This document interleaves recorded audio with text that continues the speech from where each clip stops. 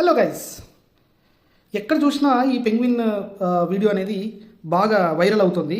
So మరి ఈ penguin సంగతి ఏంటి, ఈ పెంగ్విన్ వీడియో సంగతి ఏంటని తెలుసుకున్నట్టయితే, అడలీ పెంగ్విన్ అనే ఒక డాక్యుమెంటరీ 2007లో వెర్నర్ హెర్జోగ్ అనే ఒక ప్రఖ్యాత దర్శకుడు, ఇంగ్లీష్ ప్రఖ్యాత దర్శకుడు ఆ డాక్యుమెంటరీ తీయడం జరిగింది.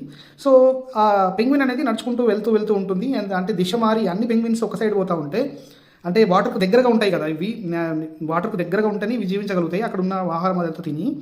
కాకపోతే నిజానికి అది వాటర్కు దూరంగా దిశ మారి వెళ్ళిపోతుంటుంది. దీనికి ఏదో అంటే యాక్చువల్లీ ఏదో హార్మోనల్ ప్రాబ్లం ఉంటుంది. అంటే ఇటు కాదు, వాటర్ ఉన్నది ఇటు సైడ్ అయితే కాదు ఇటు సైడ్ అని చెప్పి చూపించే ఒక ప్రాబ్లం ఉంది, ఏదో ఒక సిండ్రోమ్ అనేది ఉంది అని చెప్పేసి డాక్టర్స్ చెప్తున్నారనమాట. సో అది ఇన్ని సంవత్సరాల తర్వాత ఎందుకు ఫేమస్ అయింది అనేది తెలీదు. బట్ యాక్చువల్లీ ఏంటంటే దీన్ని పెట్టుకొని మన డొనాల్డ్ ట్రంప్ ఉన్నాడు కదా, డొనాల్డ్ ట్రంప్ మన అమెరికా అధ్యక్షుడు. సో ఏఐ జనరేటెడ్ వీడియో కూడా ఒకటి చేయడం జరిగింది. ఏంటంటే ఆ పెంగ్విన్ పట్టుకొని ఆయన కూడా అదే మార్గంలో పోతున్నాడు అనమాట. సో ఇది దేనికి రిలేటెడ్ అవుతుందంటే, గ్రీన్లాండ్ నాకు కావాలి, అందరూ వద్దంటున్నారు గ్రీన్లాండ్, కాకపోతే నాకు గ్రీన్లాండ్ కావాలి, గ్రీన్లాండ్ నాకు ఇస్తేనే మంచిది అని చెప్పేసి, అంటే ఆ భావనతోటి అతను ఆ పిక్చర్ అనేది చేయడం జరిగింది. వైట్ హౌస్ వాళ్ళు ఆ పిక్చర్ని కూడా రిలీజ్ చేయడం జరిగింది.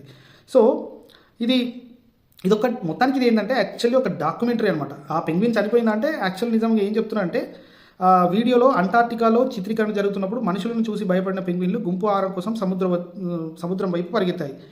కానీ ఆ ఒక్కటిగా వెళ్ళిన ఆ పెంగ్విన్ ఏమైందంటే, ఆ పెంగ్విన్ పర్వతం వైపుకు వెళ్తే చలికి ప్రాణాలు పోతాయి కాబట్టి, పైగా అక్కడే ఆహారం దొరకదు కాబట్టి, వెర్నర్ హెర్జోగ్ ఆ పెంగ్విన్ని అడ్డుగా నిలబడి దాన్ని పట్టుకొని మళ్ళీ తీసుకొచ్చి పెంగ్విన్ గ్రూప్లలో కలిపిండనమాట. సో ఇది యాక్చువల్ స్టోరీ. అది వెళ్తూ ఉంటుంది కాబట్టి ఆ వీడియో కోసం అనేది అంత లాంగ్ లెంత్గా తీయడం జరిగింది, ఎందుకంటే డాక్యుమెంటరీ కాబట్టి. కానీ తీసుకొచ్చి దాన్ని గుంపులో కలపడం జరిగింది.